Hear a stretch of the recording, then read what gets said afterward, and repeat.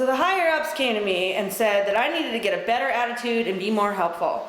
I told them that they could take their better attitude and shove it up their anal canal, through their rectum, and right into their sigmoid colon, but I would be more helpful if they paid me overtime. They told me I could take the overtime, shove it right up my anal canal, past my rectum, and to my sigmoid colon. So, alas, I'm not getting any overtime, but I will be more helpful. So, I want to show you how to use these silly lab assistant videos to help you get ready for your lab practicals. This is high quality film production here, people, and you can learn a lot. So, I suggest that you do. Pick up your popcorn, sit back, relax, not really, study your butt off, and let's see what we can see. So, here, what's this? Well, how can I use this to study? First, I'm going to hit pause, and then I'm going to think, what does my teacher ever ask me about? Structure and function, anatomy, physiology. All right, so what can I see in this slide? Well, sperm.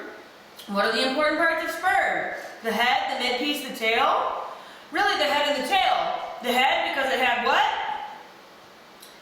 What did it have? So, well, all right, how is the teacher going to ask you a question? She's going to point to something like right here and say, what's that? It'll be right up close. You'll actually be looking at it dead on instead of this angle. And the answer will be, it's the head. And, well, what's the function?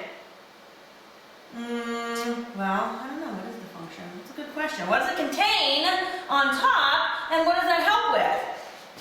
On top we find an acrosome cap, and the function is to contain digestive enzymes that help to weaken the oocyte wall. So she might ask that. If she pointed to something like, I don't know, one of these long stringy tails, that's called a flagellum.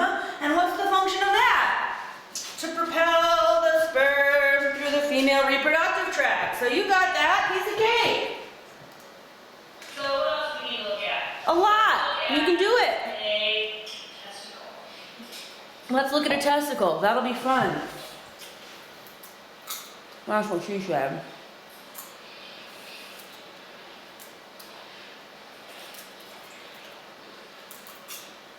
Okay,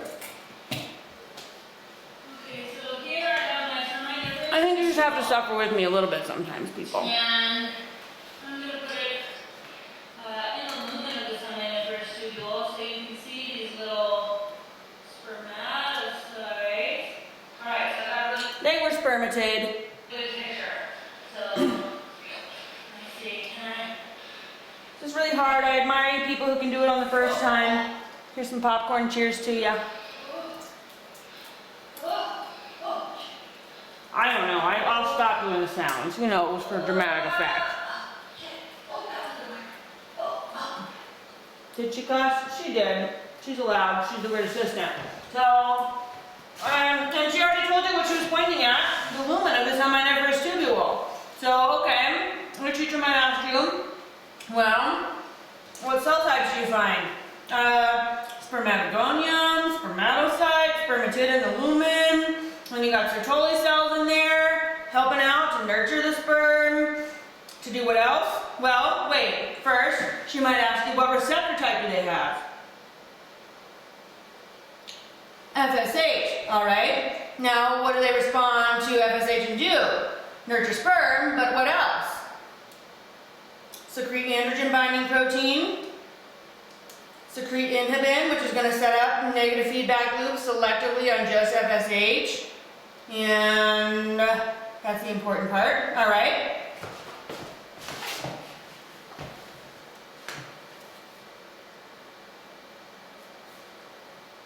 What's this? So now, like, well, what if she said something like, what tissue type is this? Testicular. What cell type is that? Well, it's not in the seminiferous tubule, it's between them. So it must be an interstitial endocrine cell or a Leydig cell, which has what receptor type? LH. And when LH is bound, what happens? The cells secrete testosterone. Good job. Okay. So here's our ovary. And I know this is crazy, but ovaries are crazy. That's what he said. So if we look in here, we can actually see a bunch of different things. So this looks like this is probably an old Corpus albicans, corpus luteum here, corpus luteum here. We've got a bunch of follicles in different stages. That's what's crazy about the ovary, is that there are all these follicles in different stages. So you'll have a bunch of secondary follicles in various stages. You'll have a bunch of primary follicles.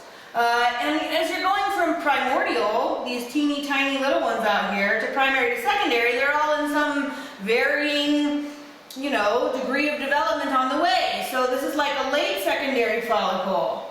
And this is an early one. So it's just got one little antral space developing here, where this one has two spaces that are filling with antral fluid. Eventually those are going to become really big. We'll talk about that in just a minute. So yeah, there's a lot to see here.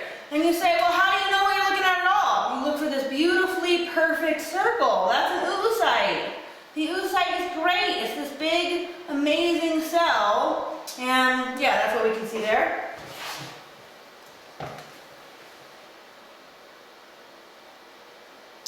So out there, there's our primordial follicle. Again, what else can I see here? It's an ovary with different stages of development. Here's a secondary follicle. I'd probably call that an early secondary follicle.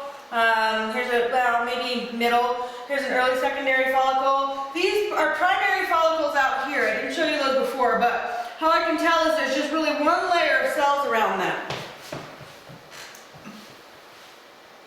Okay, here's a late secondary follicle, and that's pointing to the oocyte in it.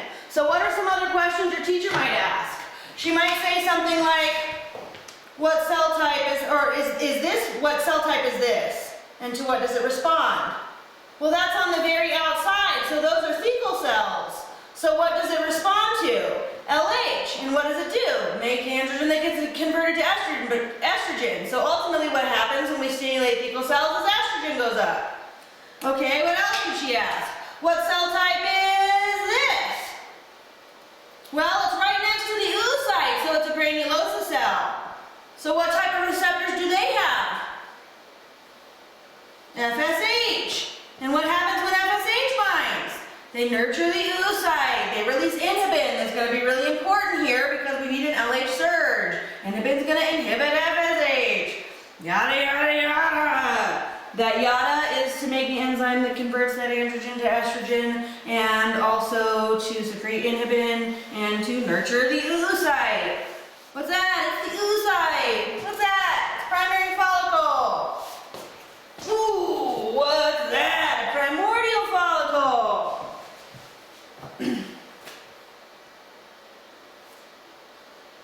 Here we have two corpus lutea. So one's a corpus luteum, the other one's a corpus luteum. 1 plus 1 is corpus lutea, and it's a lutea party. So this is probably like a cat who can have multiple babies at once. So we have multiple corpus lutea. So what structure is the pointer in? Corpus lutea. What's the function? Secrete progesterone. Ooh, what's that? Here is this is like our tertiary follicle. And here our tertiary follicle is, how we can tell it's tertiary is that we've got one really big antrum as opposed to like two smaller antral spaces. They've joined up, and now what we've done is we've pushed the oocyte to the side. So that what's going to happen at the time of that LH surge is that's going to cause the production of these hormones called prostaglandins that are going to weaken the wall here. And that, in combination with this growing pressure because of this really big antrum, is going to pop the oocyte right off of the ovary. It's a violent, nasty process, and at least scar tissue. And a well-trained obstetrician can feel that. Crazy. Here, beautiful thing about you too is you can rewind. Uh-oh, what'd you do? Wah, wah. Corpus luteum, tertiary follicle, here we go.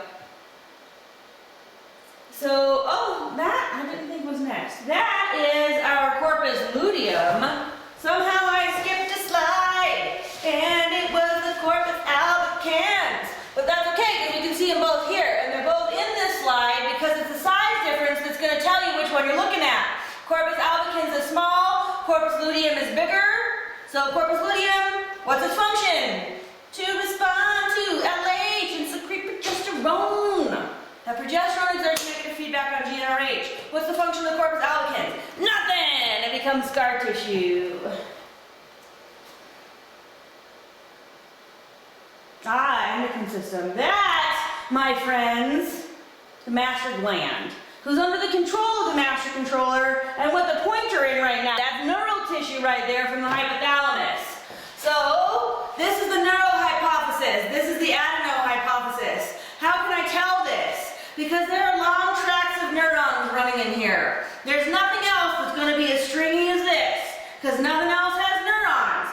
All these little cell bodies down here are glial cells that are supporting the neurons, because the somas of the hypothalamic neurons are up in the hypothalamus. These have extended through the infundibulum and are part of the hypothalamal-hypophyseal tract, and they are going to synapse on the region called the posterior pituitary and release two neurohormones to the blood. What are they?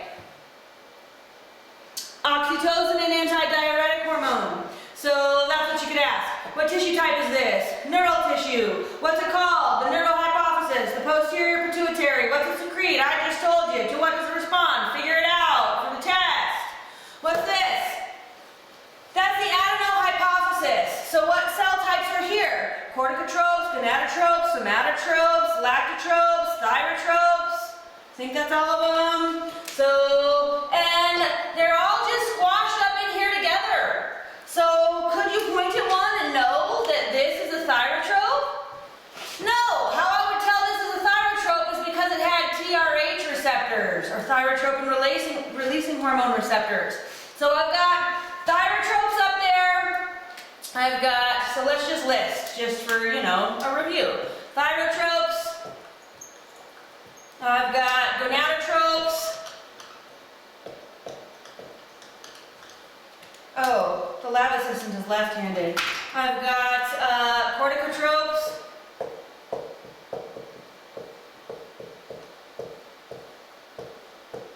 I've got somatotropes.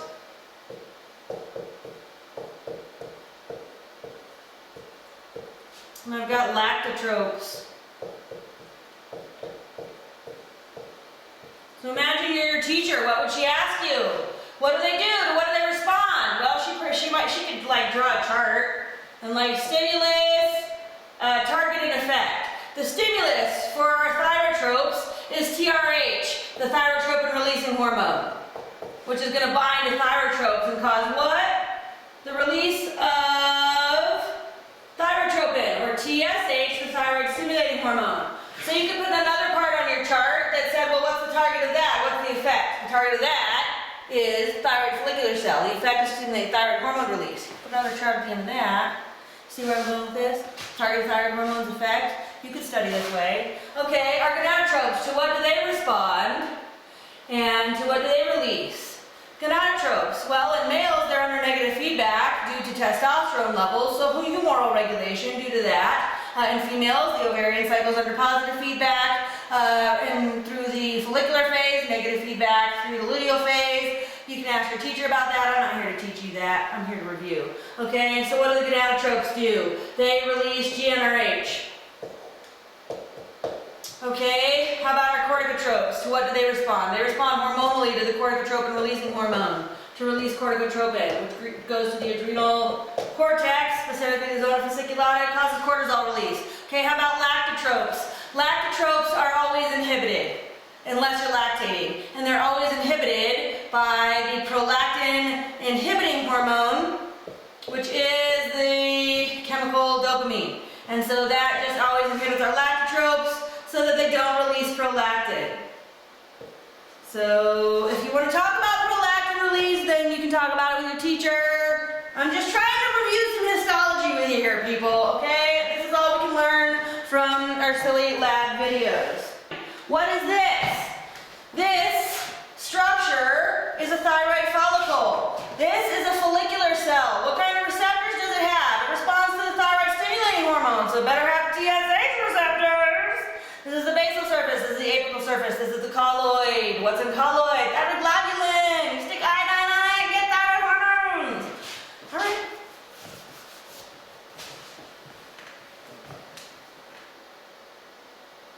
Oh, what are those? Those are near my follicles. Para means they're the follicle. There's a follicle. There's a follicle. Para means near. All these cells squashed up in here near the follicles. So those are parafollicular cells. To what do they respond? High blood calcium. What kind of stimulation is that? Humoral. And what do they do? They release calcitonin. Ah, see? Okay, wait. What's that? What is that? That, my friends, is a large group of small cells, all clumped together in what we call a pancreatic islet. We're an islet of Langerhans. Those have our alpha and beta and delta cells. We're only going to talk about the alpha and beta cells, or I guess you guys are in your class. Alpha cells release glucagon, beta cells release insulin.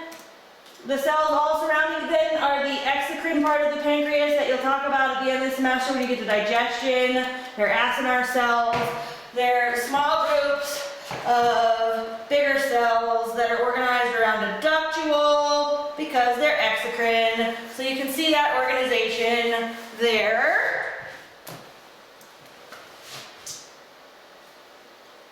Ah, what is this? This, my friends, is an adrenal gland. And look, I'm going to show you all of the layers here, and then we're going to zoom in and look at them one by one. So the open space is going to be the outside. So what holds the adrenal gland together is this fibrous outer capsule, and you can always tell that because it looks fibrous. There's open spaces in it. Okay, so that is my capsule. Now, the next thing that's easiest to see is this stringy kind of region, the zona fasciculata. So I usually use that as my marker. And look, this globby region up here, is the zona glomerulosa. Glomerulosa looks globby to me. All those cells are kind of globby up there. In the zona fasciculata, the cells look kind of pretty darn like stringy. And you'll see when you're looking at your lab practice materials that you could actually see like these long strands of basement membrane that kind of make it look stringy. So zona fasciculata is stringy. This is the part that is going to be releasing our stress hormone cortisol. And then if we zoom in here, the innermost layer is kind of hard to see here. So if she's going to test you on it, I'll make sure she gives you a good picture that looks similar to something on Mastering NP. But what we see in here is kind of this mix of globby and stringy. So it's like this small arrangement of our cells, but you can also see some stringy basement membrane in it. And then when we zoom in here, our cells all get squashed together, and that's going to be the adrenal medulla. So now I know what I did, because I'm so helpful and handy, is I zoomed into each of these layers for you.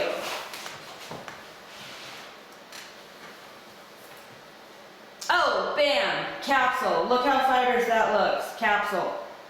Oh, look how globby that looks. Do you see what I meant?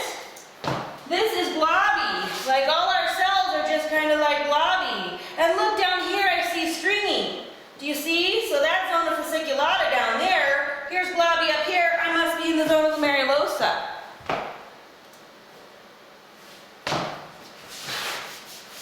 You see here? Ah! Dang it! Okay. So here in the zona fasciculata, you can see this basement membrane kind of gets this stringy arrangement.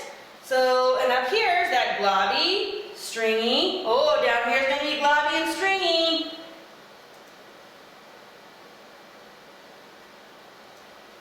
This one's kind of harder to see, but down here we're all squashed together. So you see how there are kind of some basement membrane, but we're still kind of stringy as well. Globby and stringy. And then down here in the medulla, we're all squashed together. And I will always try and be helpful and give you questions like that in your video. So use them to your advantage and all the other resources that are out there. Have a great day.